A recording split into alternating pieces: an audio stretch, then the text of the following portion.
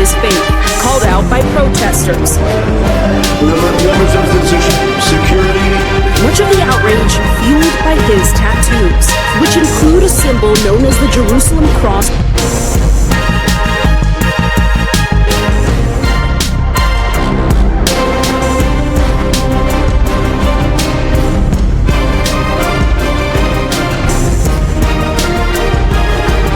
Segundos de conocer al León Carlos. Ahí está.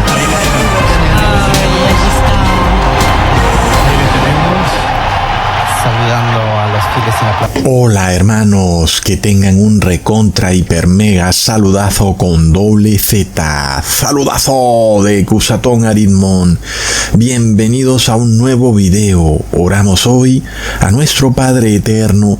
Padre amado, quita las escamas de nuestros ojos. No permitas jamás que el Dios de este mundo nos ciegue el entendimiento. Líbranos de las huestes de maldad. Libéranos de toda potestad espiritual que no está sujeta a ti. En el nombre de Jesús. Amén. Wow, hermanos. Habemos anticristos. Recontra plop. Impresionante todo lo que ha ocurrido en esta semana. Es de locos. Aunque bueno, nosotros esperábamos a otro papa, pero paciencia. Este papa que ha sido ahora elegido tiene también una importancia especial porque es el primer papa de Estados Unidos, sobre todo siendo Estados Unidos una de las naciones más guerreristas del mundo, donde el dinero que Estados Unidos gasta en la guerra sobrepasa de lejos cualquier producto interno bruto de muchas naciones del tercer mundo. Y bueno, y ahora ellos tienen a un papa, ¿no? Vamos a ver cómo está la cosa. Entonces, aquí vamos a saber si el papa de Roma está del lado de la guerra o del lado de la paz. Pero ahora tenemos a un papa de Estados Unidos, una de las naciones más guerreristas del mundo, que además Unidos era una nación protestante. ¿Cómo es posible que de repente ahora tengan a un papa? Es realmente impresionante. Hoy Estados Unidos es una nación atea dirigida por católicos. Y bueno, este papa además pertenece a la orden agustina, que fue creada en honor al monje llamado Agustín de Hipona, quien era un filósofo panteísta budista en Europa, pero además fue uno de los inventores del dogma trinitario. Agustín de Hipona es famoso por haber escrito 15 libros de jerigonzas y galimatías sobre un misterio que nadie puede entender. Con todo y eso, él escribió 15 libros sobre la Trinidad. Sin embargo, todas las cosas que este monje dijo en favor de la Trinidad en esos 15 libros han sido completamente refutadas en los 6 libros que ha escrito Cusatón Aritmón, probando que el dogma trinitario no existe, es fantasioso y que lo único que existe como deidad es el Padre y el Hijo. Así que la elección de este Papa gringo puede ser bastante clave en la imposición del dogma trinitario, pero ya veremos cómo ocurren las cosas, porque sabemos que existe una tremenda división en la Iglesia Católica, ¿verdad, hermanos? Como está descrito en el Apocalipsis, la gran ciudad se dividirá en 3 partes, es decir, una terrible división se acerca para la Iglesia Católica, y eso puede llevar a que otro papa se posicione al mismo tiempo que este papa gringo, es decir, que ocurra un cisma,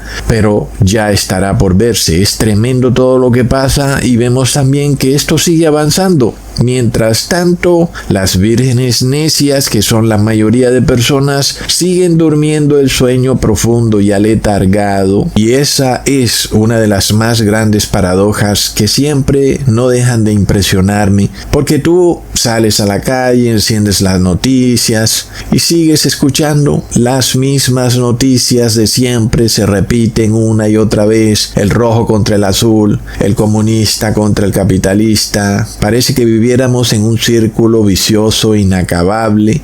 Los negocios siguen, las guerras continúan, la política sigue, pero siempre hay algo que parece que avanza delicada, discreta, pero muy certeramente, avanzando a las sombras, y es el establecimiento de una teocracia universal. Y esta teocracia parece que es imparable, como hemos dicho, ahora que se ha elegido un papa gringo. ¿Verdad, hermanos? Porque es precisamente en Estados Unidos donde se formará inicialmente esta teocracia radical cristiana. Y esto hace 5 años era imposible de creer. Cusatón era el único que lo mencionaba y que lo decía en sus videos. Y han sido tantas las carátulas de mis videos, que ahí están en mi canal de YouTube, donde muestro lo que está por desatarse en Estados Unidos, una terrible teocracia, al mismo estilo de esta serie Handmaid's Tale, que nos revela la verdad a plena vista, nos muestra cómo ocurrirá esta teocracia, que será tan nefasta que inclusive las mujeres perderán todos esos derechos feministas que hoy ellas disfrutan, como por ejemplo cuando se dice que ellas son dueñas de su cuerpo. Y pronto ya veremos que viene, cómo inclusive las personas serán obligadas a vestirse de una manera recatada. Es algo que empezamos a ver de una manera impresionante cuando hoy algunas personas de ciertos grupos étnicos son perseguidas porque se pusieron un tatuaje. Y ya sabemos que el tatuaje es algo que siempre se ha visto como anticristiano, algo pagano, que de repente las personas empezaron a tatuarse como locas y parecía que los protegía la libertad de expresión, la libertad del libre desarrollo de la personalidad, y plop, de repente un policía te para, como le pasó a este señor Kilmer Abrego. La prueba de su culpabilidad es que tiene la mano tatuada, y ese es todo el asunto. ¿Y qué pasa entonces, hermanos? Pues es lo mismo que viene también para la ropa. Muchas personas de repente ya no van a poder vestirse tal y como se les antojaba. Ahora van a tener que vestirse de acuerdo a una orden o decreto estatal. Y, hermanos, es que esto es de locos. Esta misma semana vimos también a Donald Trump compartiendo una foto de sí mismo vestido como papa. Es decir, hablando de teocracia. Yo creo que no hay señal más clara hacia dónde va Estados Unidos, porque como nosotros sabemos, el protestantismo nunca ha buscado establecer una teocracia. Al contrario, el protestantismo siempre buscó que existiera una división de iglesia y Estado. Ahora, de repente el protestantismo cayó en apostasía y ahora tenemos a la iglesia evangélica, que es una iglesia que se comporta igual que la iglesia católica. Es hija de la iglesia católica y desea, al igual que su madre, establecer una teocracia en Estados Unidos. Y esta señal que nos muestra Donald Trump de poner su foto de él, hecha por la inteligencia artificial, como si él fuera el Papa de Roma, además de hacer como cierto tipo de vaticinio, algo como que parecía él ya saber que el siguiente papa que se elegiría habría de ser de Estados Unidos, también nos revela lo profundo que ha caído Estados Unidos en su apostasía, al pasar de ser una nación protestante a convertirse en una nación católica. Leamos en Apocalipsis capítulo 13, versículo 15 al 16. Y se le permitió infundir aliento a la imagen de la bestia, para que la imagen hablase e hiciese matar a todo el que no la adorase. Y hacía que a todos, pequeños y grandes, ricos y pobres, libres y esclavos, se les pusiese una marca en la mano derecha o en la frente. Este pasaje bíblico nos revela que Estados Unidos terminaría siendo una imagen del papado, es decir, esta nación empezaría a comportarse igual que el país del Vaticano. Es algo de locos. Estados Unidos, la nación del respeto por las leyes, de la Constitución, de la democracia, ahora se vuelve un cierto tipo de monarquía. Ya hemos visto bastantes veces a Donald Trump siendo mostrado como un monarca, como un rey, algo totalmente ajeno a la Constitución de Estados Unidos. Y ahora, un papa gringo, hermanos, es la cereza del pastel demoníaco que están por comerse los moradores de la tierra. Es una cosa de locos. Y bueno, hermanos, realmente uno no puede sino impresionarse de cómo las personas desconocen totalmente la historia de Estados Unidos. Era una nación protestante. Eso quiere decir que era una nación contraria al catolicismo y sobre todo al papado. De hecho, los moradores de Estados Unidos hace 60, 70 años consideraban al papado su enemigo acérrimo. Así como lo oyes, enemigo acérrimo. Miremos cómo ha sido conquistado Estados Unidos. Es una cosa de locos. Y ahora, Estados Unidos pasó de ser una nación protestante, fue totalmente desmoralizada. Todas sus iglesias protestantes fueron infiltradas por la masonería católica. El evangelio eterno fue totalmente pervertido y trastocado al punto de que Estados Unidos se ha convertido en una nación atea y que además de todo es gobernada en un 99% por católicos. No es de locos, hermanos. Es decir, se cumple lo que siempre se ha dicho. La Iglesia Católica prospera en el ateísmo.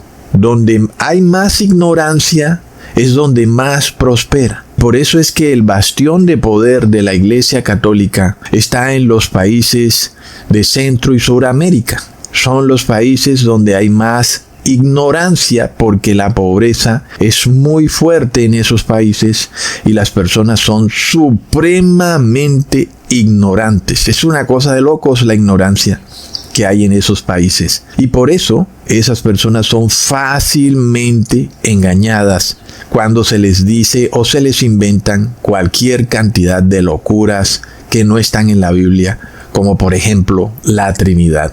Es de locos. Estados Unidos, luego de ser una nación instruida y llena de personas con conocimientos bíblicos, se ha convertido en una nación de ignorantes. Es la nación de los ricos distraídos. Así está la cosa. Por eso siempre les digo, no hay nada que se pueda hacer.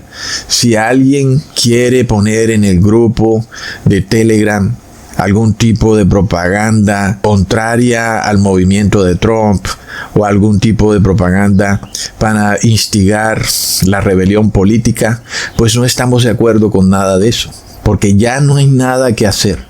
Ellos tienen el poder y así debe ser porque así está profetizado. Hermanos, nosotros entonces no estamos en contra de Donald Trump ni de la Iglesia Católica, sino que estamos advirtiendo que estamos en los tiempos del fin. Ha llegado el fin, hermanos. Claro que tampoco somos paranoicos como la mayoría del mundo, que a toda hora creen que un virus los está persiguiendo. Nosotros tenemos tranquilidad y paciencia, sabiendo que todavía faltan ciertos eventos cruciales para que se desate de una vez y por todas la segunda venida de nuestro Señor Jesús. Pero estamos viendo cumplimientos proféticos importantes. Recordemos que cuando el presidente masón John F. Kennedy ganó la presidencia, se armó un gran alboroto en Estados Unidos. ¿Y por qué? porque él era católico y las personas sabían lo que eso implicaba. Entonces, John F. Kennedy tuvo que dar muchos discursos, explicaciones. Recordamos todo su famoso discurso donde supuestamente él decía que su religión no interferiría con la política y que él estaba en contra de las sociedades secretas y de los juramentos secretos y bla, bla, bla. La política es tremenda, hermanos.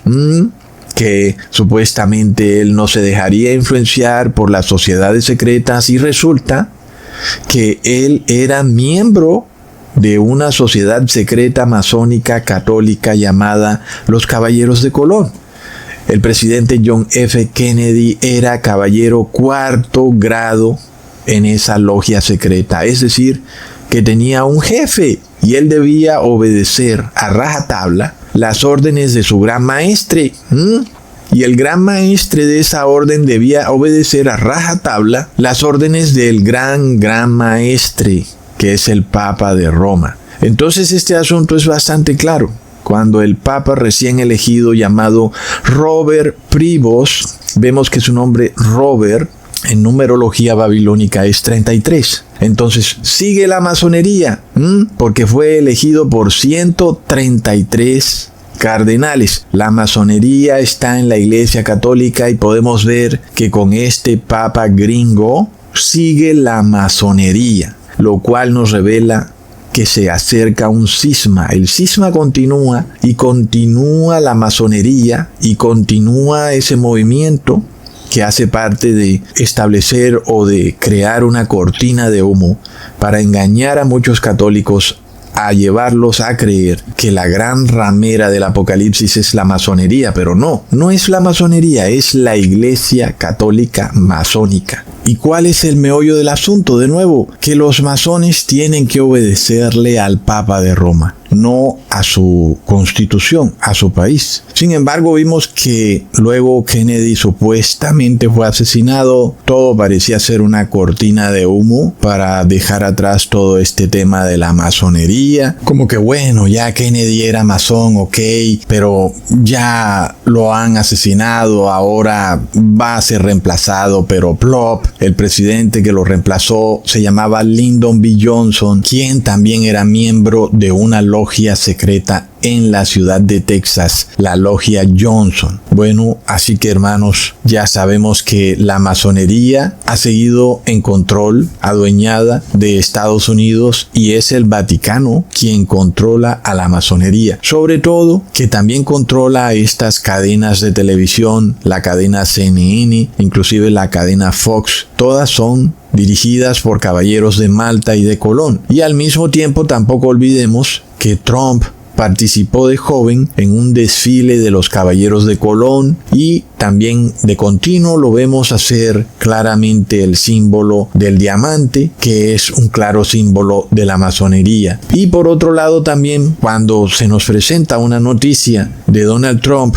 con un cuadro de Ronald Reagan a sus espaldas, esa noticia fue creada por algún periódico masónico que está mandando un mensaje a las otras logias masónicas donde el que está a las espaldas de Trump es el presidente Reagan, es decir, que es como un espaldarazo. Ronald Reagan fue el presidente que estableció las relaciones diplomáticas entre el Vaticano y la Santa Sede. Por eso siempre vemos que Donald Trump se toma una foto con Ronald Reagan a sus espaldas. Es muy similar a lo que ocurre con Nayib Bukele cuando sale este cuadro de el Monseñor Romero a sus espaldas. Entonces es de locos, sobre todo cuando el padre de Ronald Reagan, el señor John Edward Reagan, también era miembro de la secta masónica de Caballeros de Colón. Y por otro lado, el presidente Ronald Reagan fue tristemente célebre porque el número de su casa era el 666, que luego fue cambiado más tarde. Finalmente, no olvidemos que Reagan dio un famoso discurso de agradecimiento a los Caballeros de Colón.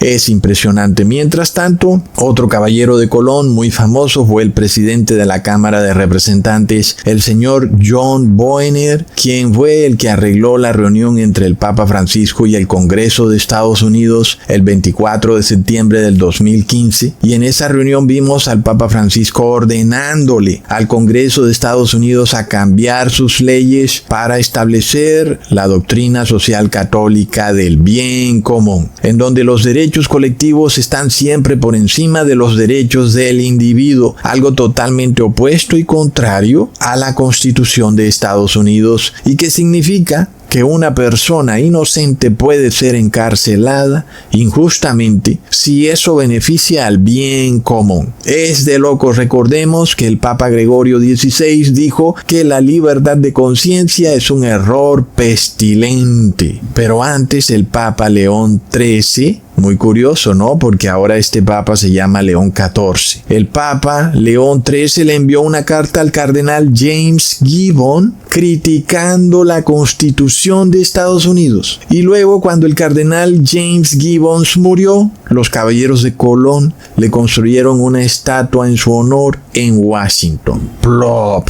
Hermanos, ¿será que este Papa gringo viene a derribar de una vez por todas la Constitución de Estados Unidos? Está por verse, hermanos. Como si fuera poco, Donald Trump aparece en una entrevista en Fox diciendo que no hay tiempo para hacer juicios individuales para el debido proceso porque los criminales son demasiados y que no hay tiempo para respetarle sus derechos individuales, de manera que se están violando los artículos 5 y 14 de la Constitución de Estados Unidos. ¿No es de locos? Esta misma semana también el presidente Donald Trump hizo el anuncio de que abrirá la prisión de máxima seguridad en la isla de Alcatraz. Y de nuevo volvemos al concepto de esas prisiones en islas, como ya lo habíamos visto, la prisión de Guantánamo y ahora la prisión de Alcatraz, que en este caso nos recuerda a la isla de Patmos,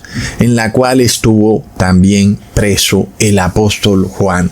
Leamos en Apocalipsis capítulo 1 versículo 9 al 10. Yo, Juan, vuestro hermano y copartícipe vuestro en la tribulación, en el reino y en la paciencia de Jesucristo, estaba en la isla llamada Patmos por causa de la palabra de Dios y el testimonio de Jesucristo. Yo estaba en el Espíritu en el día del Señor y oí detrás de mí una gran voz como de trompeta. El apóstol Juan estaba preso en la isla de Patmos y ahí mismo recibió la revelación del fin del mundo, y cuando la recibió en el día sábado, que es el día del Señor.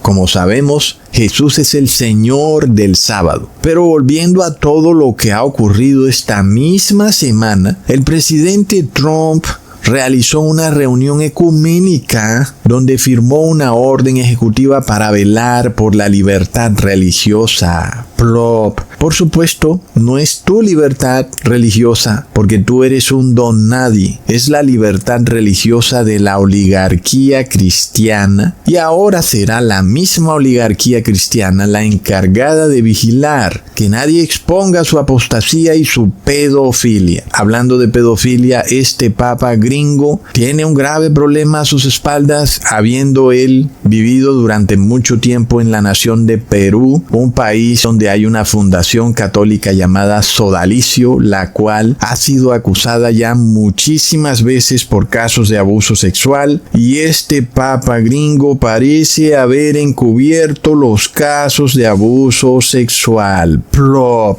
Es algo pestilente, es una fornicación del vino de Babilonia, es de locos, hermanos. Sin embargo, Trump sigue empeñado en crear su comité ecuménico de libertad religiosa, que, como ya les había dicho y les había revelado en el pasado, el Dios trinitario o la Trinidad para los católicos está enraizada en el ecumenismo, algo que los católicos del común no saben, que el deseo siempre de la Iglesia Católica es hacer un sincretismo con otras religiones. No importa la religión que sea, la Iglesia Católica se unificará y traerá a esas religiones a su religión, siempre y cuando se adore al Dios trinitario. Y es algo muy similar a lo que ocurría con la paz romana durante el Imperio Romano Pagano. Al Imperio Romano Pagano no le importaba nada más. sino que las naciones se subyugaran a él, siempre y cuando le pagaran impuestos al César. Ese era todo el meollo del asunto. Básicamente, al Imperio Romano no le importaba si esa nación creía en Mercurio, en Prometeo, en lo que fuera, no le importaba nada, siempre y cuando se le pagaran impuestos al César. Y ese mismo concepto es el que tiene la Iglesia Católica. A ella no le importa nada siempre y cuando se adore a la Trinidad, es decir, que se adore al César. Como ya hemos visto, la única Trinidad que existe es el Papa de Roma. Él es al mismo tiempo vicario de Cristo, rey del Vaticano, y se hace llamar Santo Padre, pero a la final es un simple ser humano. Es un ser humano manifestado en 3 personas. Luego el secretario de Defensa de Donald Trump, es decir, esto ya se salió de madre, hermanos. Esto es algo ya de locos. El secretario de Defensa de Donald Trump, el señor Pete Hegseth, el hombre salió muy orgulloso en una foto en una piscina con su torso descubierto y tenía un símbolo bizarro, ¿no? Ya sabemos qué es lo que pasa con estas cruces extrañas, pues es lo mismo que vimos con la cruz de Hitler. Era una cruz, solo que no es la cruz a la que estamos acostumbrados a ver, la cruz sencilla, pero la Iglesia Católica tiene un montón de cruces que hacen referencia a sus movimientos secretos, a algo muy oculto que hay dentro de ella. Este señor abiertamente muestra esa cruz, la cruz de los caballeros templarios. Es decir, imaginémonos, hermanos, el grado de soberbia de estas personas. Ya tienen el poder y están mostrando abiertamente que el Vaticano conquistó a Estados Unidos. Es algo que es irreversible. Hermanos, no olvidemos también que esa cruz de los caballeros templarios apareció durante el funeral del presidente Johnny Carter. Justo ahí debajo de su ataúd, ahí mismo estaba la cruz de los caballeros templarios. Y hermanos, está a plena vista, ¿ok? Por supuesto que todo tiene que ver con el mismo movimiento hitleriano, como ya lo habíamos expuesto en otras ocasiones. La teocracia de Hitler estaba dirigida por el Vaticano. Hitler era un caballero de Malta y la cruz esvástica hace parte de todos esos símbolos que secretamente esconde el Vaticano para mostrar sus movimientos masónicos. Pero si alguien tiene duda de esto, miremos cómo esta cruz de Jerusalén aparece precisamente en la sede central en el Vaticano de los caballeros templarios, es decir, igual que la Inquisición, que hoy se llama el Discaterio para la Fe, sigue estando ahí. La Inquisición del siglo XXI sigue funcionando como una institución y hay personas administrándola. Es algo impresionante. Entonces no olvidemos que esta cruz también la vimos cuando se lanzó el 666. Ustedes recuerdan que en una iglesia en Washington se hizo todo un ritual en torno al 666. Una monja aparecía recibiendo el 666 y estas personas aparecieron sentadas ahí alrededor de esa cruz o sentadas estratégicamente en los puntos cardinales de la cruz, y ahí estaba este señor Francis S. Collins, quien fue el señor que descifró el genoma humano. Es decir, esto más claro no puede ser, porque estamos hablando de que el 666 venía también a tratar de hacer una modificación genética en algunos seres humanos. Entonces, hermanos, no olvidemos que este señor Francis S. Collins también ha sido visto haciendo símbolos masónicos, y también vimos en esa iglesia al señor Anthony Fauci, que también hizo muchos símbolos masónicos durante el 666. Entonces, hermanos, ahí en esa iglesia también está esa cruz, la cruz de Jerusalén, que no es así como tú piensas. Ay, qué lindo, es la cruz de Jesús, pero con otras crucecitas a los lados. No, es un símbolo masónico que representa una doctrina de la Iglesia Católica donde el bien común está por encima del bien individual. Eso para ti, que eres del común.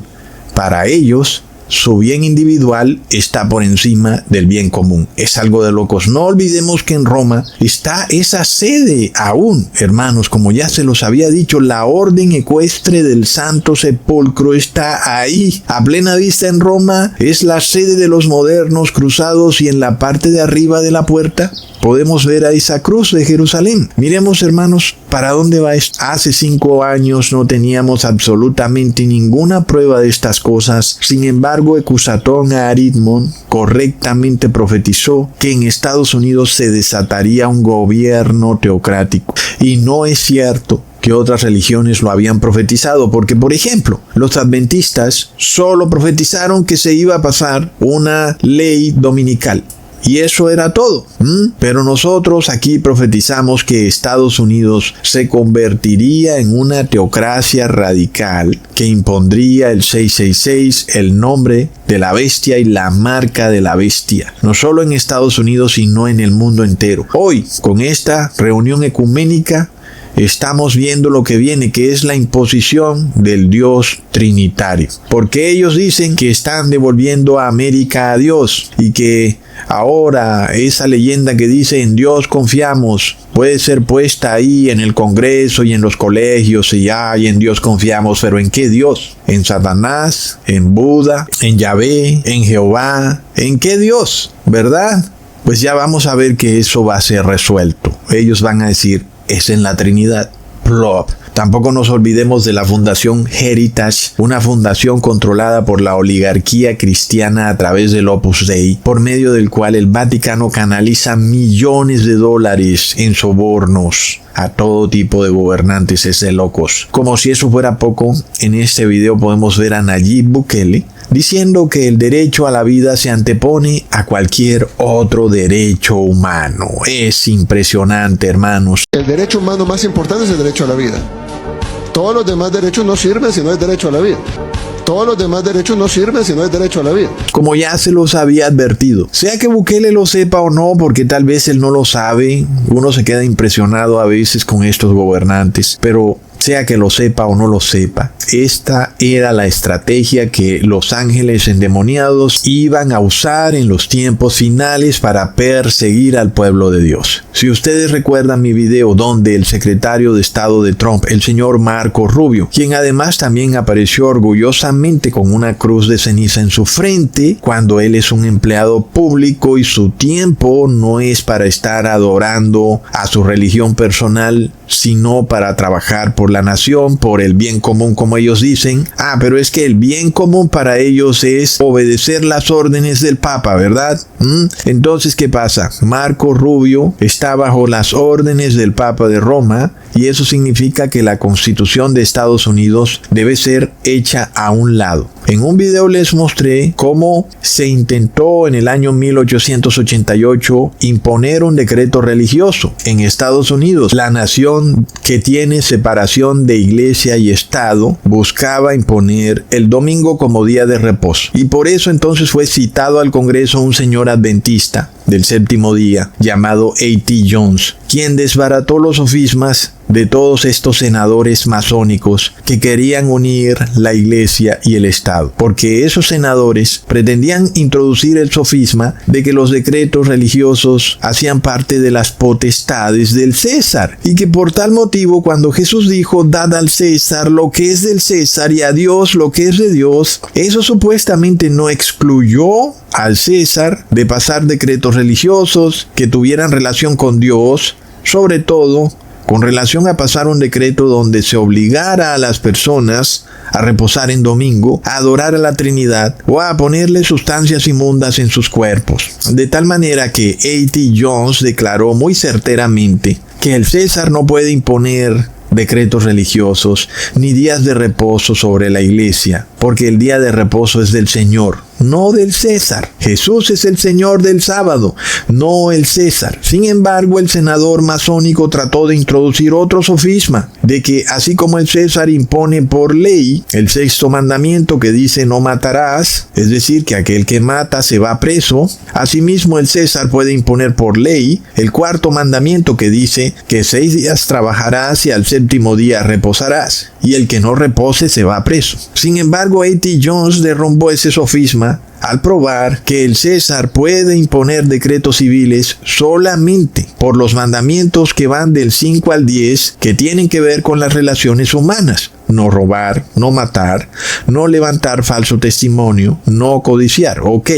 pero no puede imponer decretos civiles que van de los mandamientos del 1 al 4, que tienen que ver con la relación individual entre el hombre y Dios. Pero, como sabemos, en los tiempos finales, el anticristo, que es el Papa de Roma y que ahora es este señor Robert Prevost, o el Papa León XIV, este es el moderno César, que ahora quiere imponer decretos civiles basados en esos falsos mandamientos de la Iglesia Católica que van del 1 al 4. Pero ya sabemos que no quieren imponer decretos civiles sobre los mandamientos del 5 al 10, es decir, no robar. A las personas las dejan robar libremente. Ahí no hay problema, que roben tranquilamente, no van a hacer nada hasta que las personas acepten que ellos también tienen derecho a legislar sobre los mandamientos del 1 al 4. No es impresionante, hermanos. Lo podemos constatar diariamente. Ves y ponle un denuncio a un ladrón de estos porque te ha robado el celular. No va a pasar nada, ¿ok?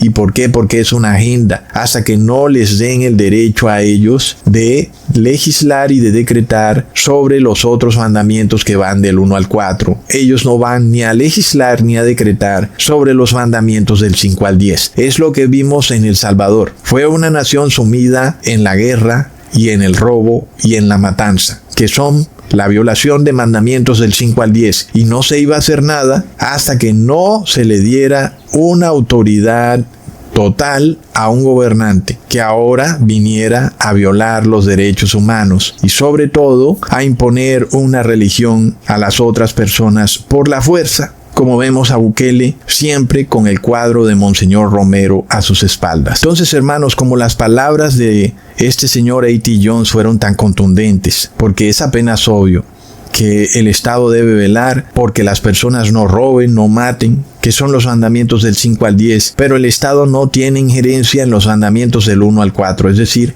el César no tiene por qué pasar decretos religiosos de días de reposo, de adoración a la Trinidad, o inclusive de obligarte a adorar a científicos.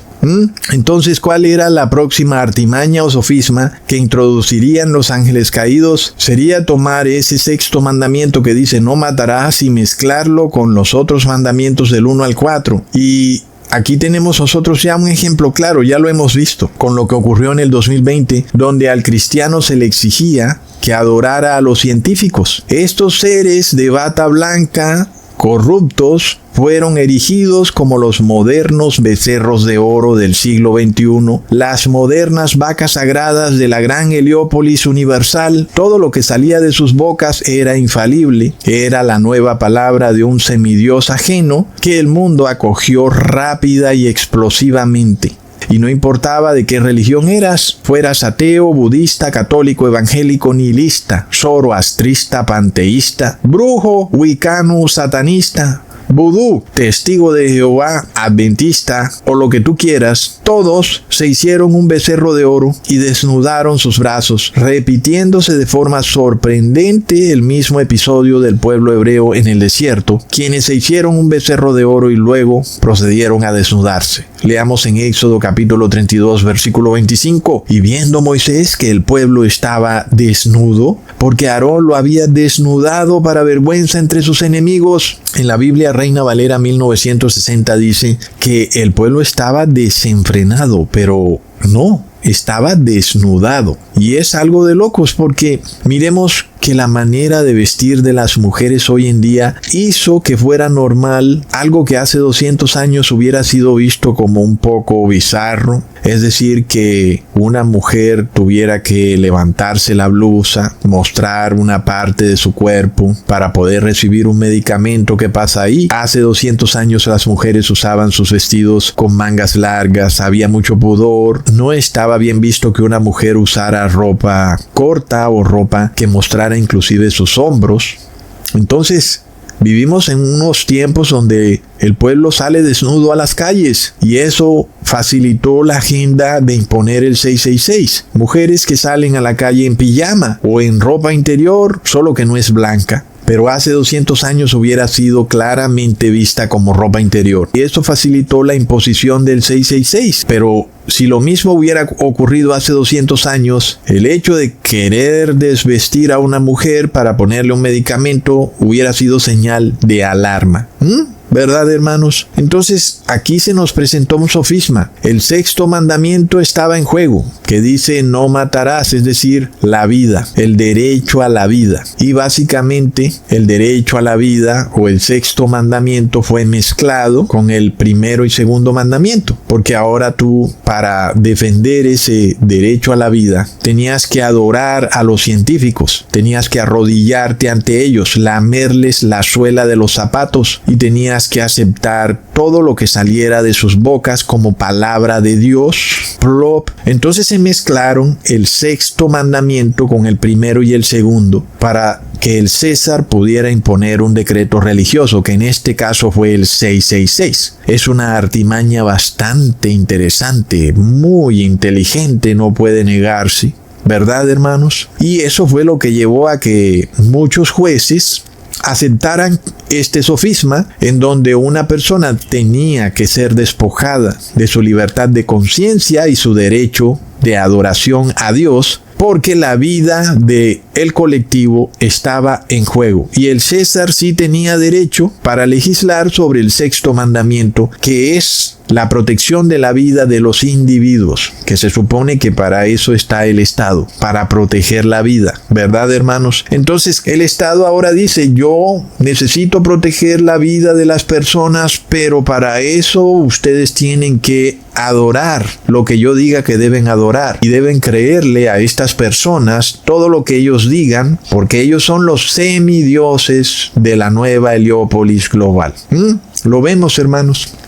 Entonces, así como en los tiempos de Aarón, quien tomó zarcillos de oro de todas las personas y erigieron ese becerro de oro, pues eso se repitió en el 2020. Se erigió el gran becerro de oro de la ciencia y del elixir mágico y de los científicos. Tú tenías que creerles todo y tenías que adorarlos, tenías que hacerte una imagen de ellos y tenías que obedecerles a rajatabla. Es una estrategia que conocemos como el bien común y nosotros sabemos que la Iglesia Católica precisamente para esa situación modificó los mandamientos del 1 al 4, no que lo hubiera hecho, recién ocurrió eso, pero la Iglesia Católica ya lo tenía hecho. Las personas que eran católicos y cristianos aletargados no podían ver que los mandamientos del 1 al 4 de la Iglesia Católica están falseados. Entonces, cuando tú miras el primer mandamiento que dice amar a Dios sobre todas las cosas, no puedes encontrar ningún conflicto con el hecho de que se te obligaba a creerle a los científicos todo lo que ellos dijeran. No porque tú decías que tú sí estabas amando a Dios sobre todas las cosas. Tú amabas a Dios.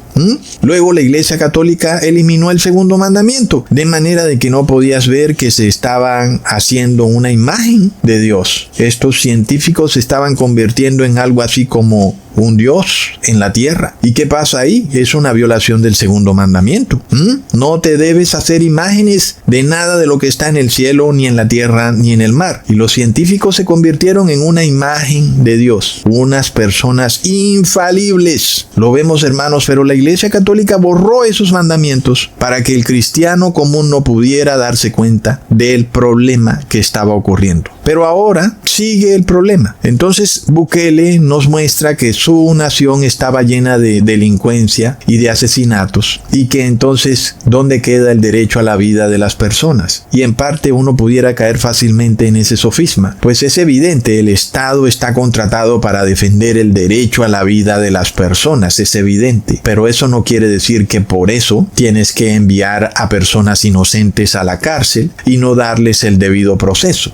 Eso no es ninguna excusa, pero ese fue el mismo sofisma en el que cayeron los fariseos. Es decir, que en la medida en que esto continúa, La retórica en la cual el derecho a la vida, el derecho a la paz y a la seguridad debe ser defendido y que por eso los derechos individuales tienen que ser restringidos, eso nos lleva al mismo sofisma en que cayeron los fariseos y los saduceos en los tiempos de Jesús. Veamos en Juan capítulo 11 versículo 50. Ni pensáis que nos conviene que un hombre muera por el pueblo y no que toda la nación perezca. Ahí está, hermanos, es que es de locos. Supongamos que pudiera ser cierto, aunque no lo era, que las prédicas de Jesús terminarían haciendo que el imperio romano destruyera a Jerusalén. Aunque quedó bastante claro, Jesús le dijo a Pilato que él no era rey de este mundo y que él no venía a tumbar o a derribar a ningún gobierno ni gobernante. Pero esta era la clase de suposiciones que hacían los que caen en este sofisma del bien común. Ellos caen en un cierto delirio de persecución, en una paranoia, pensando que todos os vamos a morir. Y la realidad era que los fariseos estaban cuidando su poder político y religioso a como diera lugar. Seguramente entonces era su propia conciencia la que los acusaba, no solo a ellos, sino a la mayoría de habitantes de Jerusalén que no querían arrepentirse. Y la prédica de Jesús era una reprensión continua a su estilo de vida. Mientras que Jesús quería perdonarlos y limpiarlos de sus pecados, ellos querían deshacerse de Jesús para continuar su estilo de vida pecaminoso. Y esta es la misma historia que se repite en el fin de los tiempos. Nosotros vemos este concepto en la fantasía climática, en el bautismo negro y en varios de los sofismas de la religión católica. Cuando vemos los discursos de Greta Thunberg, del fallecido Papa Francisco y de muchos presidentes en la ONU, nosotros vemos un miedo desenfrenado. Estas personas, sea que lo sepan o no, están muertos de miedo, piensan que todos nos vamos a morir y que por eso hay que hacer algo radical. Entonces vemos, hermanos, que se empieza a cocinar la misma crisis que se presentó entre los fariseos y saduceos y Jesús. La crisis del bien común versus el derecho individual. Los fariseos representaban el bien común, Jesús el derecho individual. Y de nuevo, como ya vimos en videos pasados, para que los fariseos pudieran condenar a Jesús, tuvieron que despojarse de todas las leyes, tanto de las leyes religiosas como de las leyes civiles del Imperio Romano, es decir, se volaron todas las leyes habidas y por haber. Jesús no tuvo debido proceso ni derechos humanos y luego fue condenado. Y es lo mismo que se repite de una manera increíble. Leamos en Isaías capítulo 59 versículo 14: y el derecho se retiró y la justicia se puso lejos, porque la verdad tropezó en la plaza y la equidad no pudo venir. Hermanos, ustedes recuerdan hace mucho tiempo, inclusive antes de que se desatara el 2020, donde les presenté un video con un dilema. El dilema del tranvía. Uno de los dilemas morales más famosos es el problema del tranvía. Este problema fue propuesto en 1967 por Philippa Foot y propone un escenario en el cual un tranvía viaja a gran velocidad y sin frenos hacia 5 trabajadores que están en la vía y que no se pueden dar cuenta que el tranvía viene hacia ellos. Tú te encuentras junto a la palanca para cambiar las vías, de tal forma que si jalas la palanca, el tren se desvía hacia otra ruta, en la que desafortunadamente también hay un trabajador. Por lo que tienes dos opciones: no hacer nada, lo que resultará en la muerte de 5 personas, o jalar la palanca y ver morir solo a uno. ¿Cuál es la opción más ética? Es un dilema moral que es usado para enseñarle a las personas el dogma del bien común católico. Y es un dilema un poco como asustador, un poco como horrible. Es como si te sometieran a un cierto tipo de agenda del miedo, en donde un tren va sin frenos directo a matar 5 personas. Y tú resulta que estás en la vía al lado de una palanca que permite que el tren se desvíe y cambie de dirección. Pero Pero resulta que si tú mueves la palanca y el tren se va a la nueva dirección, entonces justo ahí, en esa nueva dirección, hay una persona que está en la vía, y eso significaría que esa persona moriría, aunque también significaría que las 5 personas se han salvado. Entonces ahí viene el dilema de qué harías tú en una situación en donde tuvieras que decidir qué hacer. Si no haces nada, entonces mueren 5 personas, y si mueves la palanca, se muere una persona. Como ya sabemos, el 99% de las personas a las que se les pregunta qué harían en este caso, si tuvieran que tomar esa horrible decisión, la mayoría, el 99% de las personas preferiría mover la palanca y salvar a las 5 personas, pero matarían a una persona. Y eso es lo que conocemos como el bien común, es decir, que esas personas fueron rápidamente sometidas a la doctrina del bien común y no se dieron ni cuenta. Plop. Hermanos, y es de locos, porque si tú no estás instruido en la sabiduría de Dios, fácilmente caes en eso. Tú también decidirías que es mejor mover la palanca para salvar a las 5 personas. Y yo pienso que tal vez hasta esto se les enseña a los gobernantes en Harvard. ¿Verdad que sí? Pero es muy extraño que esto ocurra en un caso de la vida real. Yo diría que es realmente imposible, pero vamos a suponer que sí ocurre en la vida real. Por ejemplo, con estos científicos que andan adulterando estadísticas, diciéndonos que todos nos vamos a morir si no los obedecemos y si no recibes su remedio especial, su elixir mágico,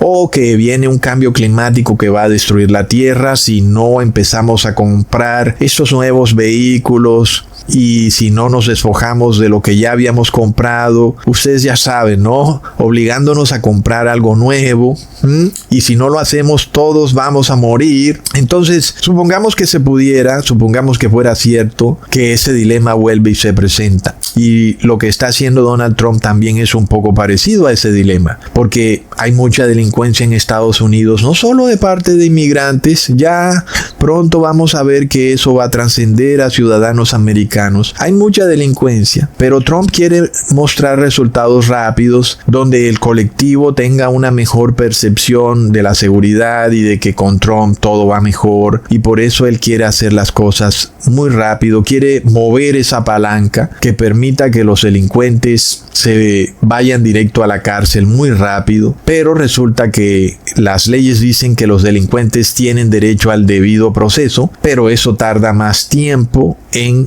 que se puedan capturar a los delincuentes, y por supuesto entonces la decisión es esa: mover la palanca para capturar indiscriminadamente a personas que van por el camino.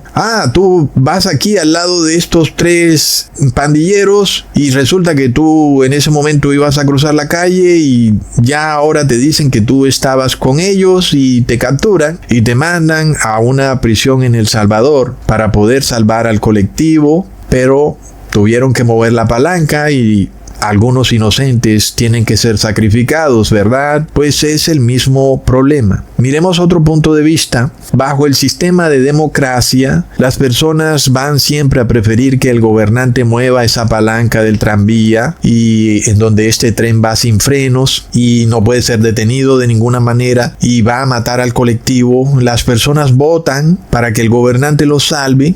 Y eso quiere decir que el gobernante que es elegido está obligado a mover la palanca y capturar a ciertos inocentes para salvar al colectivo. Esto es lo que ocurre en la democracia.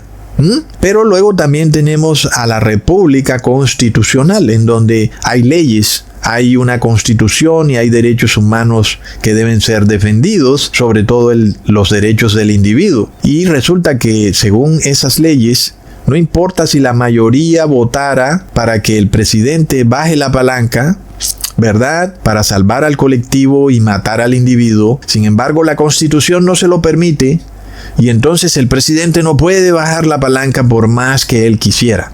Y este es el sofisma del bien común, que en este caso no se podría aplicar en una república constitucional. Ahora, como la mayoría de naciones de América son repúblicas constitucionales con contadas excepciones, el Vaticano se ha inventado varios artilugios para permitirle al gobernante que mueva esa palanca, volándose la Constitución. El primero es el estado de emergencia, bajo el cual la Constitución queda suspendida. El segundo es el supuesto concepto de que el derecho a la vida del colectivo está por encima del derecho a la vida del individuo, como ya vimos, y como lo dice el señor Nayib Bukele, el Estado debe velar por el derecho a la vida. Y este es el dilema precisamente en el que se vieron sometidos los fariseos y saduceos, y para ellos, si permitían que Jesús siguiera predicando, supuestamente el imperio romano iba a destruir a la nación, y entonces el derecho a la vida del colectivo iba a ser arrasado, y por tal motivo Jesús, que era inocente, debía morir para salvar al colectivo. Lo que ocurrió fue todo lo contrario, que por haber asesinado a un inocente, el colectivo terminó siendo arrasado. Así que cuando nosotros empezamos a ver esto que ha pasado con Kilmer Abrego, sea que él es inocente o no, pero el punto en cuestión es que no le han dado el derecho al debido proceso. Y eso quiere decir que estas personas van a repetir lo mismo que hicieron los fariseos, lo cual significa que van a terminar matando al inocente, y cuando lo hagan, eso significa que este mundo ha llegado a su fin. Se ha cumplido por completo Apocalipsis 13 y se ha pasado un decreto de muerte. Todo aquel que no adore a la bestia y a su imagen recibirá la muerte. Vemos, hermanos, entonces es curioso, pero inclusive hoy en día, después de 2000 años de que Jesús fuera martirizado en el madero, aún el 99% de las personas no entienden cómo fue que ocurrieron estos hechos. Son personas ignorantes porque han sido embrutecidas por un falso cristianismo que se ha dedicado a hacer milagros, señales y maravillas y no a enseñar la palabra de Dios. Hoy en día el 99% de los cristianos estarían de acuerdo inclusive en que si estuvieran obligados a tomar una decisión, preferirían mover la palanca para tratar de salvar a la mayor cantidad de personas. Alguien dirá que mejor no hará nada, que si el tren viene sin frenos en la dirección hacia las 5 personas, pues que él no está obligado a hacer nada y que por tanto no es su culpa y que no va a mover la palanca. Sin embargo, es cierto que la inacción es también una manera de actuar. No podemos decir que el no hacer nada es realmente no hacer nada. A veces el no hacer nada es también hacer algo, ¿verdad, hermanos? Lo cierto del caso es que en todo momento estamos tomando una decisión, aun y cuando no hagamos nada, y esa decisión tiene consecuencias. En el caso de los gobernantes, pues ellos toman estas decisiones a veces basadas en el sofisma del bien común, en el dilema del tranvía. Y el gobernante finalmente tendrá que tomar una decisión, o baja la palanca o no la baja. En ambos casos el gobernante está tomando una decisión. No mover la palanca no puede ser vista como que no tomó una decisión. Sí tomó una decisión. Tomó la decisión de no mover la palanca. Los fariseos y saduceos y el 99% de los judíos tomaron la decisión de bajar la palanca, colgaron a Jesús en el madero, y eso quiere decir que es obvio, el sofisma de el bien común no funciona, y el dilema del tranvía es un dilema que no está siendo analizado correctamente, ni por los fariseos ni por los gobernantes de hoy en día. Porque miremos las tremendas encrucijadas que se le presentan al ser humano, pero también al gobernante. Porque cuando uno analiza detenidamente este dilema, uno ve que el individuo que está solo en la vía, donde el tren no iba a pasar por ahí, pues ese individuo que estaba en la vía había actuado correctamente porque había sido precavido. Él sabía que en ese día el tren no pasaba por ahí y que aún si el tren se habría quedado sin frenos, no podía matarlo, porque él estaba parado en un sitio donde el tren no pasaría por esa parte. Pero uno que pudiera pensar de esas otras 5 personas, han sido despreocupadas, han actuado de manera irreverente y se han puesto en la ruta del tren, al punto de que estaban obligando al funcionario que manejaba el tren a frenar bruscamente y que eso podía causar que el tren se descarrilara y se accidentara, ¿verdad, hermanos? Entonces, ahora, ¿qué pasó? Estas personas confiaban en que el funcionario del tren iba a frenar y resulta que ahora el tren se había quedado sin frenos. Entonces, yo pregunto, ¿quiénes son los que están actuando mal? Porque hay personas que dicen de este dilema del tranvía que aquí no se puede tomar una decisión en base a un juicio sobre quién actúa mal o bien, pero me parece que no es así. Claro que sí podemos tomar una decisión. Está a plena vista que quienes han actuado mal ha sido la mayoría, ¿verdad, hermanos? Y el hecho es que 5 personas se habían puesto en un lugar donde no debían estar. Como es apenas obvio, no te pongas en los rieles del tren. Si lo haces, un funcionario te va a regañar, es obvio, no debes hacerlo, a menos que por ahí nunca pase un tren, por lo menos haya pasado un buen tiempo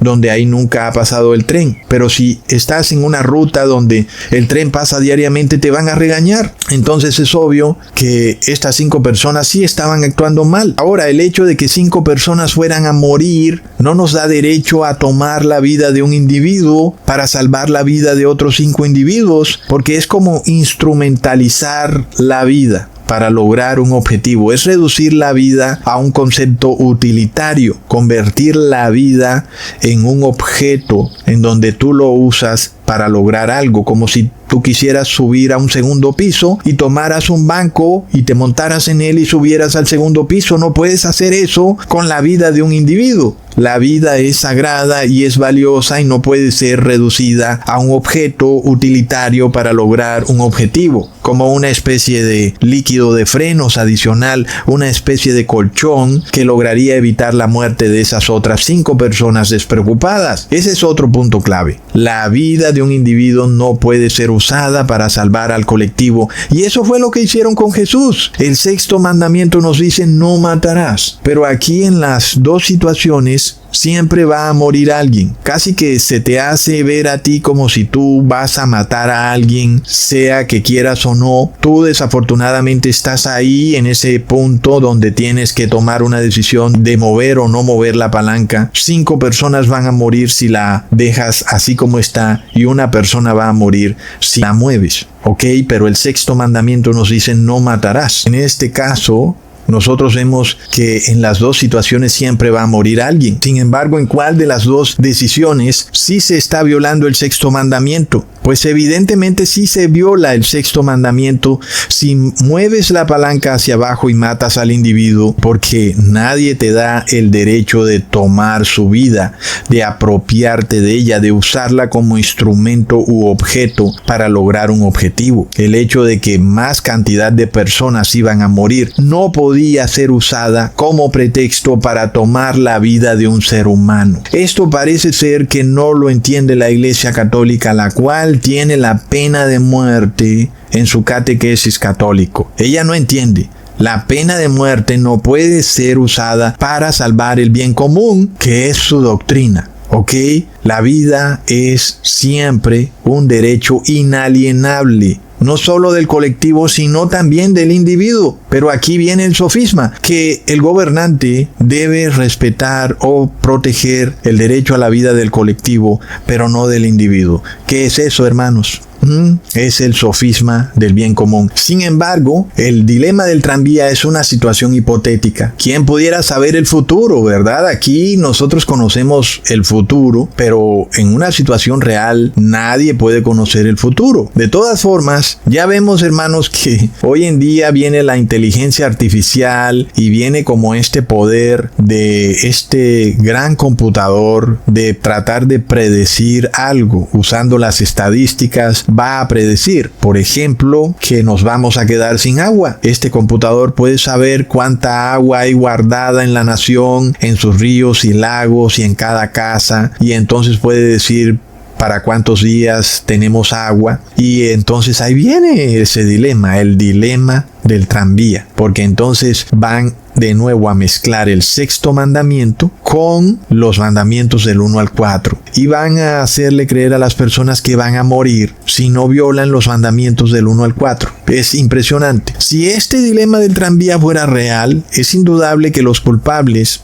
eran las 5 personas que estaban atravesadas por donde pasaría el tren. Inclusive ellos esperaban que el tren frenara cuando los viera, pero no contaban con que el tren se había quedado sin frenos. Y luego el individuo que estaba en la otra vía era una persona que había actuado correctamente, se había cerciorado de que por ahí no iba a pasar el tren. Así que es bastante injusto que venga alguien y baje la palanca y haga pasar el tren por donde nunca pasaba y lo mate a él, porque él se había puesto en un lugar donde el tren no debía pasar.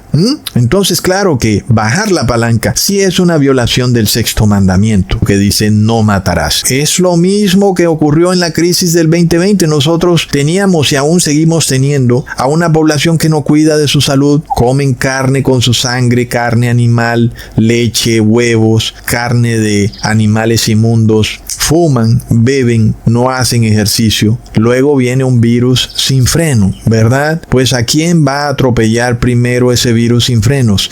Obviamente a una población mayoritaria que está ahí en la vía por donde pasa el virus, que es donde están las personas que beben licor, que fuman, que comen carne con sangre, huevo, leche y quesos. Por ahí es que pasa la vía del virus sin frenos, ¿verdad, hermanos? Y resulta que en la otra vía por donde no pasa el virus, que es donde están los que comen granos, verduras, frutas y no comen ningún producto animal, ni leche, ni huevo, ni quesos, por ahí no pasa el virus. Entonces, la solución, según el dilema del tranvía, era descarrilar el virus para que pasara por donde están todas las personas, incluyendo a los que estaban ubicados en un sitio por donde el virus no iba a pasar, ¿verdad, hermanos? Entonces querían obligarnos a que el tren del virus pasara sobre nosotros, introduciendo en nuestro cuerpo un virus atenuado. Mira, el virus no te va a hacer daño, está atenuado, pero tú vas a servir de colchón, vas a servir para que haya inmunidad de rebaño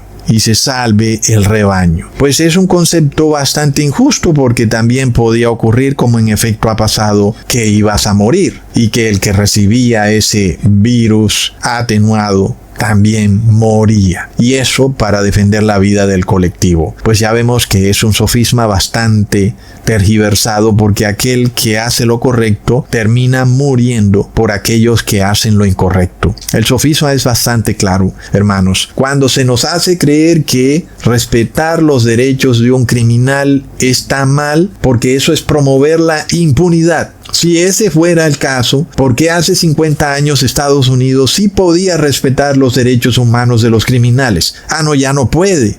Nosotros volvemos al mismo problema, en donde tenemos a una clase gobernante que ya no quiere respetar ningún tipo de leyes. No respetan ni las leyes civiles ni las leyes de Dios, no respetan nada. Lo único que conocen es que el dinero funciona. Si hay dinero, la gente está feliz. Si no hay dinero, se formó el pandemonium.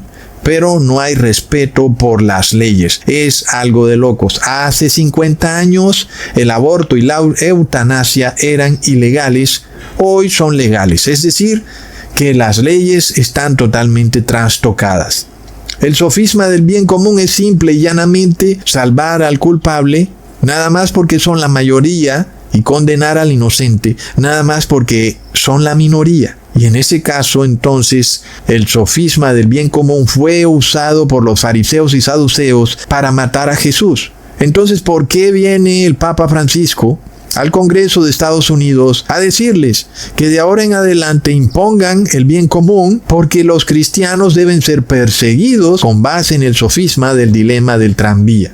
Lo vemos, hermanos. Esta semana ha sido de locos. Nosotros vimos a este papa gringo cuyo nombre es Robert. Nos da 33 en numerología y sigue la masonería presente, ¿verdad, hermanos? vienen a hablarnos ellos de respeto por las leyes cuando ellos son o están sometidos a las leyes del Papa de Roma, no a las leyes de su misma nación. La nación donde nació este señor, Robert Prevost, es Estados Unidos y debería ser, como ciudadano de Estados Unidos, obediente a la Constitución de Estados Unidos, pero plop, ahora es Estados Unidos el que debe someterse a los dogmas del Papa de Roma. Y es algo locos, es la nación entera sometida a los designios de un ciudadano. Entonces, ¿dónde quedó el supuesto bien común, verdad, hermanos? Todo es una falsedad. Y nosotros esperábamos otro papa, pero ya veremos qué pasa. Hay que tener paciencia en ese tema, hermanos, porque recordemos que así pasó con el 666. De repente se aplacó y de nuevo, 2 años más tarde, vuelve y resurge el tema, pero ahora un poco más sigiloso, más discreto, pero sigue siendo indudablemente el 666. Mientras tanto, no olvidemos que en los tiempos finales nosotros seguiremos viendo extraños milagros, señales y maravillas de parte de los líderes del cristianismo. Y por eso la palabra de Dios los llama el falso profeta, es decir, los pastores evangélicos que siguen haciendo bajar fuego del cielo a la tierra. Leamos en Apocalipsis 13, versículo 13 al 14. También hace grandes señales de tal manera que aún hace descender fuego del cielo a la tierra delante de los hombres y engaña a los moradores de la tierra con las señales que se le ha permitido hacer en presencia de la bestia, mandando a los moradores de la tierra que le hagan imagen a la bestia que tiene la herida de espada y vivió. Y cuando la palabra dice que este poder hace descender fuego del cielo a la tierra, se refiere directamente al poder de los pastores evangélicos que hacen estos extraños milagros, señales y maravillas, inclusive haciéndole creer a algunos que están recibiendo la unción del Espíritu Santo de Jesús, cuando en realidad reciben es posesión demoníaca. Un ejemplo claro de esto es este bautismo que me envía una hermana, donde pareciera que la muchacha está poseída por el demonio, pero cuando ella entra al agua, el demonio como que se molestó porque ella estaría supuestamente siendo bautizada en agua. Pero aquí estamos ante otro ejemplo de este engaño, del que nos advierte este pasaje bíblico. Y vamos a demostrar un poco el por qué el bautismo en agua es totalmente inservible. Como ya lo he hecho en otros videos, el bautismo en agua no sirve para nada, no deberías hacerlo. Es algo que fue tolerado en los inicios de la iglesia, pero que en estos tiempos finales Dios ya no lo puede sufrir, no lo puede tolerar. Es una ceremonia inservible, convertida en realidad en un gran engaño para someter a estos cristianos que son vírgenes necias.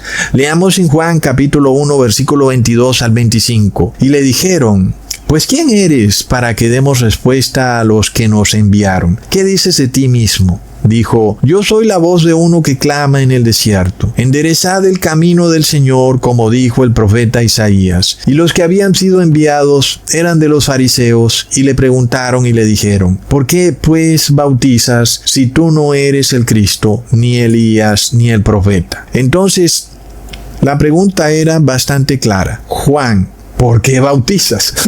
Es decir, no es algo que debería hacerse. El que debería bautizar es Cristo.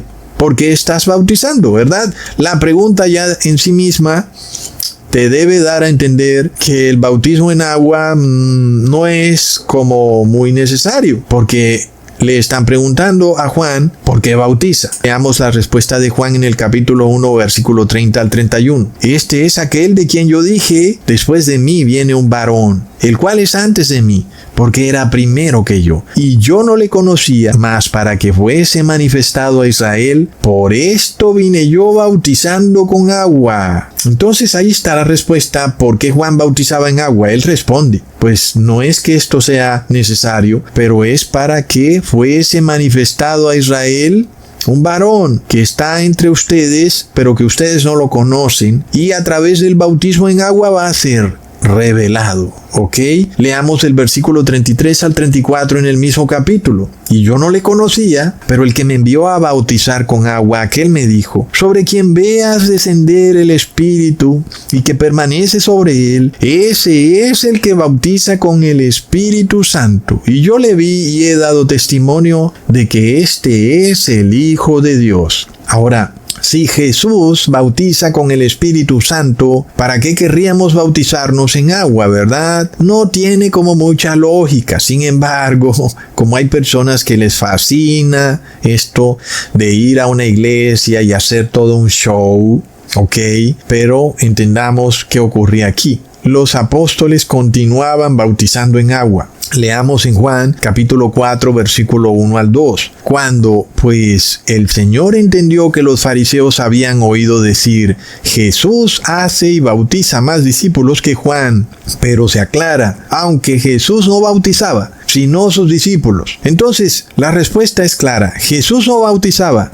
Eso quiere decir que el bautismo con el Espíritu Santo todavía no podía hacerse. Y quiere decir que si ocurría un bautismo, era porque debía ser un bautismo en agua, ¿verdad? Porque si Jesús estuviera bautizando en Espíritu Santo, era obvio que entonces no había necesidad de bautismo en agua. El hecho mismo de que los discípulos continuaban bautizando en agua nos revelaba que faltaba todavía algo por ocurrir para que empezara el bautismo en Espíritu Santo. Y es porque aún Jesús no había sido glorificado. Leamos en Juan capítulo 17 versículo 5. Ahora pues, Padre, glorifícame tú al lado tuyo, con aquella gloria que tuve contigo antes que el mundo fuese. Jesús no iba a bautizar igual que Juan el Bautista, es decir, en agua. Por eso Jesús debía ser primero glorificado, es decir, debía morir primero en el madero y resucitar, ya no solo como hijo de hombre, sino ahora también como hijo de Dios. Leamos en Juan capítulo 7 versículo 38 al 39. El que cree en mí, como dice la Escritura, de su interior correrán ríos de agua viva. Esto dijo del Espíritu que habían de recibir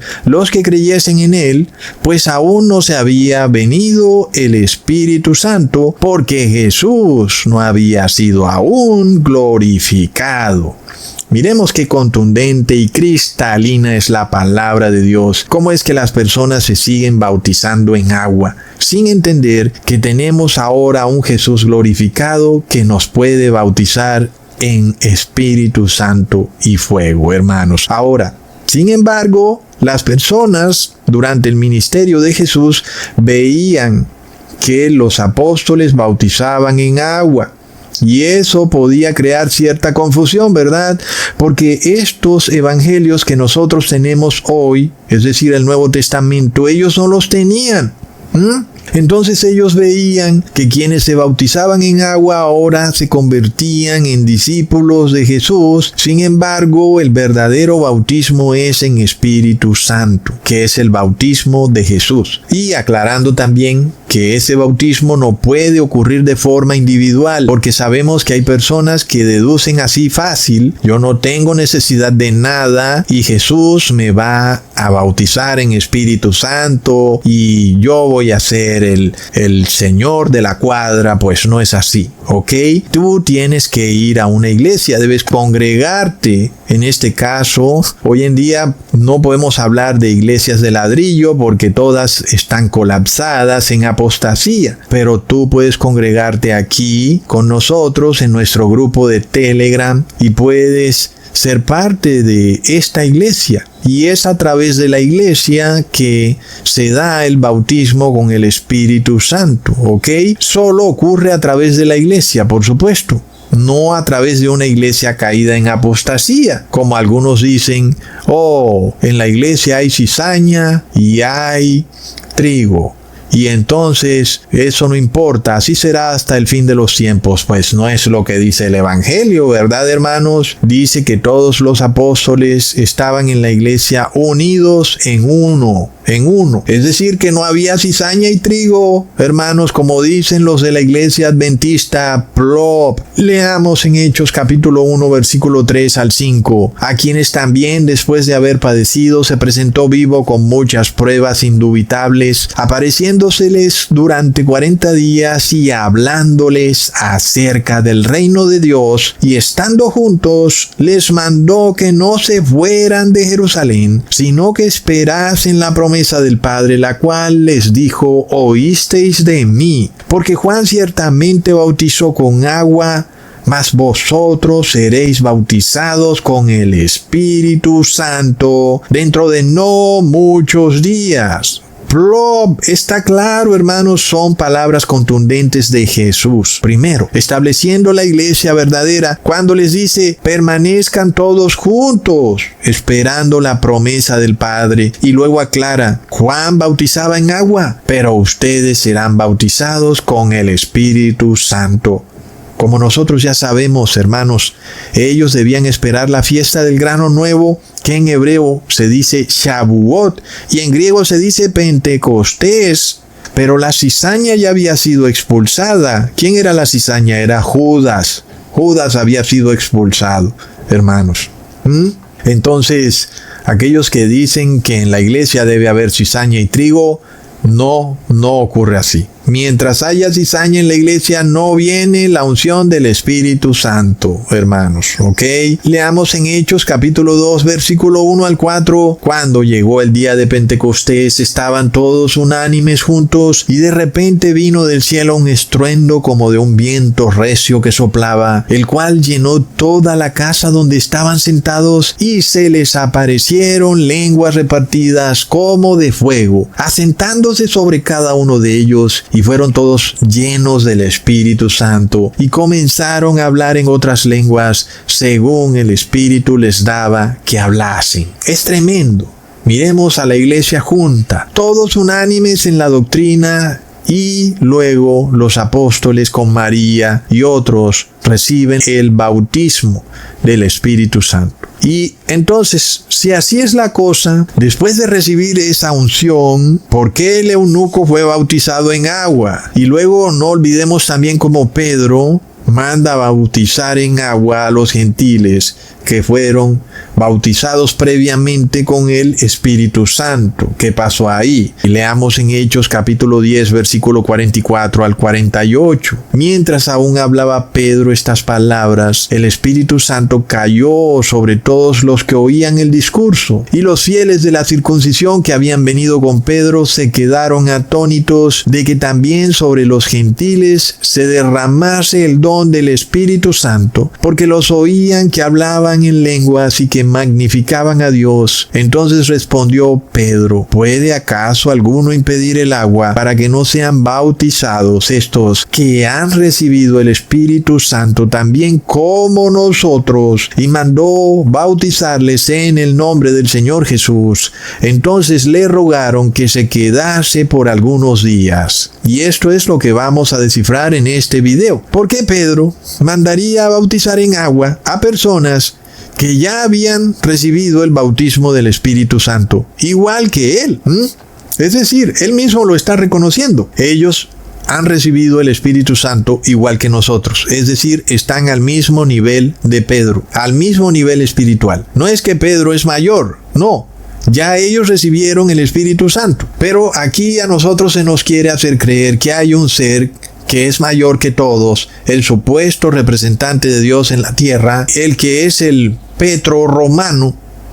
Este es el Papa Robert Prevost, el León XIV, el anticristo, que se quiere hacer creer superior a todos, y resulta que todo el que reciba la unción del Espíritu Santo es igual que todos. No hay alguien que tenga una unción superior a otro, y aunque uno puede tener unas virtudes y otro otras, a la final todos son parte del mismo cuerpo, de la misma iglesia. Entonces, hermanos, ¿qué pasa? ¿Por qué Pedro hace eso? Diciendo: ¿quién puede impedir el agua para que estas personas se bauticen? Pero ya vimos que inicialmente había como cierta situación, porque los apóstoles seguían bautizando en agua mientras Jesús aún no había sido glorificado. Entonces, claro que eso se podía prestar para una confusión. ¿Por qué estas personas fueron bautizadas en agua? ¿Por qué nosotros no? ¿Acaso ellos son miembros mejores de la iglesia y nosotros no podemos ser miembros de la iglesia, y ustedes bautizaban en agua. Todo el mundo vio a los apóstoles bautizando en agua. Ahora ellos no tenían el Nuevo Testamento como para ver las diferentes situaciones donde había un bautismo en el Espíritu Santo sin necesidad de un bautismo en agua. Y también tenemos otra razón de peso, una razón muy importante para que de alguna manera se continuara dando el bautismo en agua, como ya les había dicho en otros videos, hacía parte del inicio de la iglesia y por eso debía permitirse, porque además había una división entre judíos y gentiles, que era un problema grande, porque no debía ocurrir así. Si estamos hablando de la iglesia de Cristo, no puede haber diferencia ni en judío, ni en gentil, ni en griego. Todavía hay algunos locos que nos quieren decir que el judío es mejor que nosotros y que se va a salvar en sus pecados nada más porque es judío.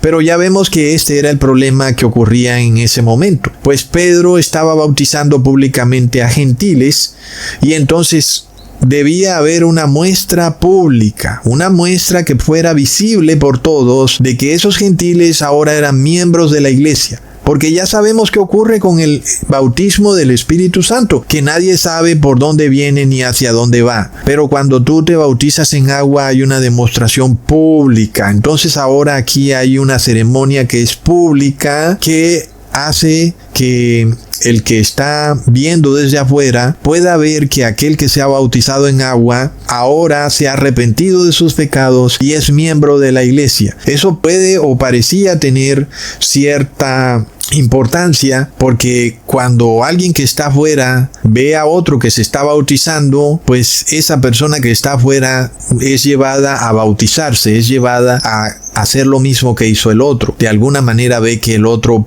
pudo cambiar su estilo de vida y convertirse a un nuevo hombre, y entonces la ceremonia del bautismo es tolerada por eso, porque tiene un carácter público que no solo derrumba ese muro de separación entre los judíos y los gentiles, sino que ahora también tiene un carácter de mostrar que aquella persona ahora es miembro de la iglesia de Cristo. Por eso se toleró el bautismo en agua, aún y después de que ya Jesús había sido glorificado y ahora era el bautismo en Espíritu Santo. Leamos en Hechos capítulo 19, versículo 1 al 6. Aconteció que entre tanto que Apolos estaba en Corinto, Pablo, después de recorrer las regiones superiores, vino a Efeso, y hallando a ciertos discípulos, les dijo: ¿recibisteis el Espíritu Santo cuando creísteis? Y ellos le dijeron: ni siquiera hemos oído si hay Espíritu Santo. Entonces dijo: ¿en qué pues fuisteis bautizados? Y ellos le dijeron: en el bautismo de Juan, o sea, el bautismo de agua. Dijo Pablo: Juan bautizó con bautismo de arrepentimiento, diciendo al pueblo que creyesen en aquel que vendría después de él, esto es, en Jesús el Cristo. Cuando oyeron esto, fueron bautizados en nombre del Señor Jesús, es decir, en el bautismo del Espíritu Santo. Y habiéndoles impuesto Pablo las manos, vino sobre ellos el Espíritu Santo, y hablaban en lenguas y profetizaban. Es decir, hermanos, que podemos ver que estas personas se habían bautizado en agua y no habían recibido el Espíritu Santo, como se nos hace creer que todo el que se bautiza en agua recibe el Espíritu Santo. Pues no es así.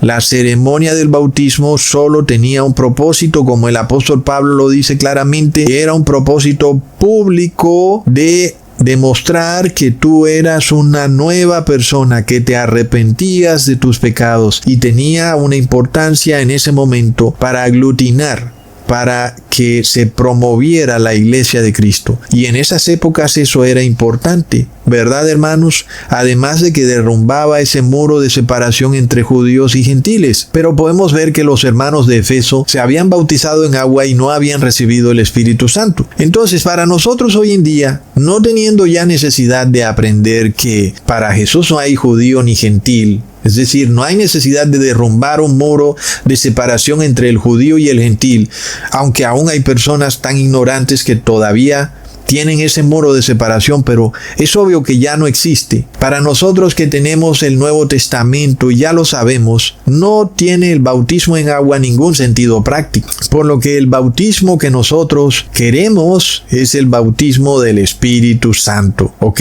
Y Otro punto importante es que cada vez que los apóstoles imponían las manos, venía el Espíritu Santo. Alguien dirá entonces, de la misma manera que el bautismo en agua, que se necesita la imposición de manos para que el Espíritu Santo venga sobre esa persona. Algo que ha sido muy tergiversado por los pastores evangélicos, hermanos. Leamos en Hechos capítulo 8, versículo 14 al 17. Cuando los apóstoles que estaban en Jerusalén oyeron que Samaria había recibido la palabra de Dios, enviaron allá a Pedro y a Juan, los cuales, habiendo venido, oraron por ellos para que recibiesen el Espíritu Santo, porque aún no había descendido sobre ninguno de ellos, sino que solamente habían sido bautizados en el nombre de Jesús. Entonces les imponían las manos y recibían el Espíritu Santo.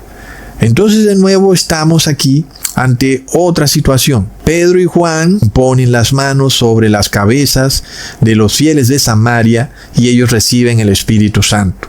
Alguien dirá entonces que hay que ponerle las manos sobre las cabezas a las personas para que puedan recibir el Espíritu Santo. Y nosotros ya vemos que es algo que la iglesia evangélica con sus falsos profetas ha tergiversado de una manera impresionante. Todos hemos visto imágenes de estos pastores tocando las cabezas de las personas caen derribadas al suelo, se quedan pataleando.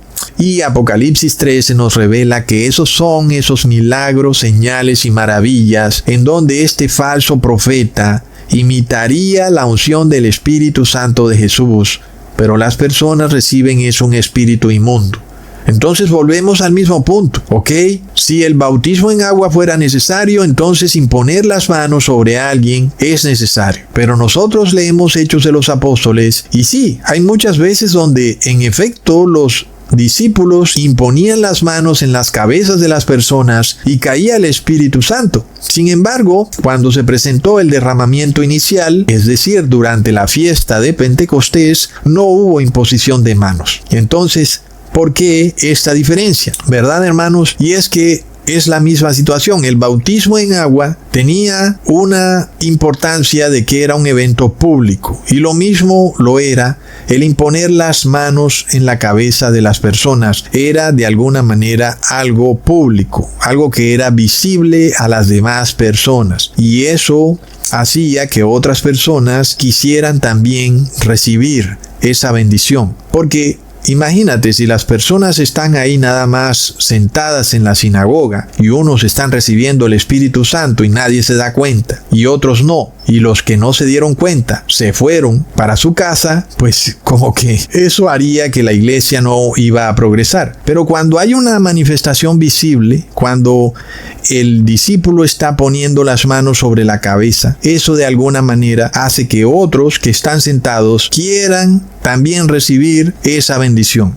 Y por eso se toleraba o se permitía que la unción del Espíritu Santo llegara a los gentiles y a los judíos de esa manera. Era algo público y era importante que fuera público. Entonces, por eso se permitía el bautismo en agua y la imposición de manos. Cumplían una función pública y eclesial de hacer que la iglesia siguiera progresando y extendiéndose por todo el mundo. Pero es obvio que no se requería de ninguna de las dos cosas para recibir el Espíritu Santo. Y volvemos de nuevo a Hechos 10, versículo 41 al 44. No a todo el pueblo, sino a los testigos que Dios había ordenado de antemano, a nosotros que comimos y bebimos con él después que resucitó de los muertos, y nos mandó que predicásemos al pueblo y testificásemos que él es el que Dios ha puesto por juez de vivos y muertos, y de este dan testimonio todos los profetas, que todos los que en él creyeren recibirán perdón de pecados por su nombre. Pero mientras aún hablaba Pedro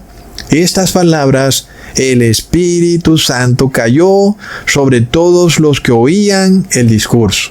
Aquí vemos que no hubo ni bautismo en agua, ni imposición de manos. Sin embargo, lo que sí había era que estas personas escuchaban el discurso de Pedro. Como dice la palabra, la fe es por el oír. Entonces, el Espíritu Santo no necesita de ninguna demostración pública en un caso en donde esta demostración solo se hace como un show, como para engañar a las demás personas. Mírenme, soy cristiano. Pues no funciona de esa manera. El Espíritu Santo también puede caer sobre aquellos que deseosamente lo buscan, que escuchan la palabra. Y entonces cae el Espíritu Santo de Jesús sobre esas personas. Pero no fue necesario ni el bautismo en agua, ni la imposición de manos. Por supuesto que en estos tiempos finales, nosotros que vemos que la iglesia en un 99% está en apostasía, no necesitamos ir a una iglesia, ni a bautizarnos en agua, ni a que nos impongan las manos. Antes, por el contrario, corremos el riesgo de salir poseídos por el demonio de esa iglesia. Entonces, ahora nosotros podemos tener la tranquilidad de que recibimos el Espíritu Santo igual que esas personas que eran testigos del discurso de Pedro, escuchando la palabra en oración y guardando los mandamientos de Dios, y sobre todo todos unánimes juntos orando por la unción del Espíritu Santo, no solo para nosotros, sino para todos, para las familias y para todos los que quieran recibirla, la verdadera unción. Hermanos, leamos en Hechos capítulo 10, versículo 18 al 19. Cuando Simón vio que el Espíritu se daba por la imposición de las manos de los apóstoles, les ofreció dinero, diciendo: dadme también a mí esta autoridad, de manera de que todo aquel sobre quien yo imponga mis manos reciba el Espíritu Santo. Ahí está lo que ocurre hoy en día con las iglesias evangélicas. Y es lo mismo que ocurre con el bautismo en agua, y por eso nosotros vimos lo que le ha ocurrido a esa muchacha, que pareciera que recibe una unción y que hay como que un exorcismo del demonio, pero ya les voy a probar porque es fácilmente discernible y que ninguna de las dos cosas ocurrió realmente, hermanos. Porque lo que hoy tenemos es una imitación de estas dos ceremonias, del bautismo en agua y de la imposición de manos, para supuestamente ungir a las personas con el Espíritu Santo, pero esas personas son ungidas con el espíritu del demonio. Muchas personas no tienen discernimiento sobre eso y no saben que en realidad reciben a un espíritu inmundo, impostor. Pero es fácil de discernir, hermanos. Por ejemplo, miremos el caso de la muchacha. Cuando ella entra al agua, inmediatamente que toca el agua o que entra en la tina, empieza a revolcarse como loca, y entonces viene una pregunta muy básica: ¿es que acaso el demonio está combatiendo con el Espíritu Santo de Dios y por eso esta muchacha sigue revolcándose en el agua?